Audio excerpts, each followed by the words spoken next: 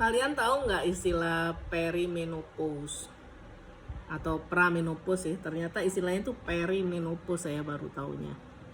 Itu adalah gejala menjelang menopause. Itu biasanya dimulai umur 45 tahun ke atas ya. Untuk yang normal, yang bukan menopause dini. Kalau menopause-nya itu mungkin 50 tahun ke atas. Ibu saya kira-kira menopause-nya umur 58 tahun, menjelang 60 tahun baru menopause. Saya sekarang usianya 45 tahun. Nah, ada gejala-gejala perimenopause yang ternyata saya alami, dan itu baru tahu karena sekarang itu beberapa VT orang luar negeri terutama itu banyak sekali yang khusus membahas tentang ini. Menurut saya itu bagus juga ya, jadi kita tahu tubuh kita sendiri, terutama perempuan ini. Kebetulan alhamdulillah saya punya 2 anak, melahirkan 2 anak, pernah hamil dan melahirkan 2 anak, jadi maksudnya ngaruh ke hormonnya gitu. Perimenopause seperti apa aja sih? Kalau yang saya rasakan banget itu gampang ngantuk, terus pegel, kaki itu pegel banget kayak nggak jelas gitu ya. Kemudian pundak segala macam, jadi bukan karena kolesterol dan lain-lain ya. Kemudian gamut, bete, seperti gejala kita yang PMS, premenstruasi. Nah itu perimenopause malah ada banget itu, dan tiap hari gitu. Kalau PMS kan paling seminggu sebelum menstruasi ya. Nah kemarin saya lihat-lihat videonya Gabriela atau siapa gitu ya, yang sering menggaungkan kayak apa itu herbal gitulah, kayak herbal, atau dia, nanti saya cari ya siapa namanya, orang luar negeri yang sebenarnya sekarang dicekal gitu ya karena katanya membahayakan industri farmasi gitu. Dia mengusulkan satu hal yang saya praktekkan dan itu berhasil, bahwa untuk menstabilkan hormon perempuan terutama yang perimenopause ini, itu dianjurkan minum moringa itu ya. Moringa apaan? Saya cari, ternyata daun kelor. Tahu kan daun kelor hidup tidak selebar daun kelor. Nah kalau kalian tahu daun kelor tuh kecil-kecil gitu. Nah kebetulan tetangga saya pun banyak yang beberapa yang menanam pohon daun kelor. Cuman masak daun kelor itu rada tricky ya, karena kalau dimasak itu kayak mengeluarkan sesuatu yang nggak enak gitu loh, kayak berlendir gimana gitu loh, terus baunya nggak terlalu enak kalau dimasak.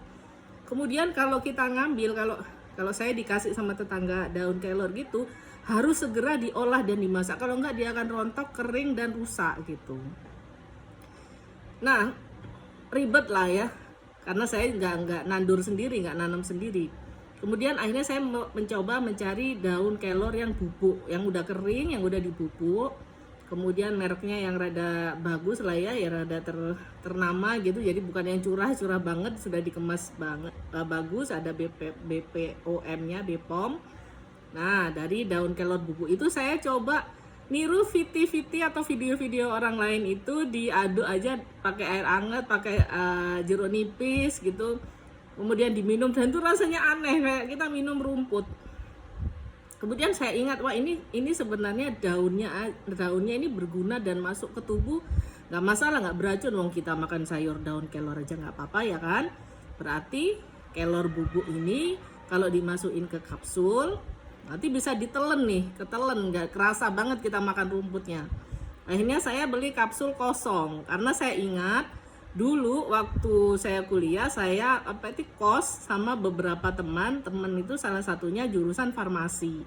Saat itu dia suka masukin ekstrak cacing kalau nggak salah ya, untuk penelitian dimasukin ke kapsul kosong. Saya kita bantuin, jadi keinget, oh kita bisa masukin sendiri kok sebuah serbuk apapun ke dalam kapsul. Akhirnya saya beli kapsul clear online yang halal gitu ya, dan saya masukkan sendiri, nanti saya ambilin ya.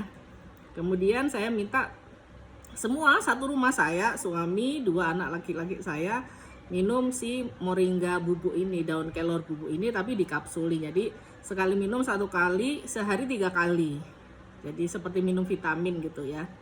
Dan alhamdulillah bagi saya pribadi sebagai perempuan yang udah masuk kategori umur 45 tahun adalah perimenopause, itu rasa pegel di kaki yang panas banget yang entah karena apa itu hilang. Alhamdulillah itulah minimal itu sudah hilang. Kemudian rada nggak mood juga lumayan menghilang ya. Tapi kalau makin tua perempuan memang seringnya bete. Oke, kita sarapan dulu lagi. Ini saya lagi sarapan, tadi masak terongnya saya kukus nih. Nah, tapi saya tumis. Kemudian goreng telur dadar sama apa itu? Udang ditepungin tepung instan gitu. Nanti dilanjut ya, kita ngobrolin tentang perimenopause. Gak usah ngeri, biar nanti nggak khawatir terus nanti minumnya obat anti linu gitu kan, kasihan ginjal ya. Kalau minumnya daun-daunan gini kan, apalagi menyeimbangkan hormon kan bagus, oke?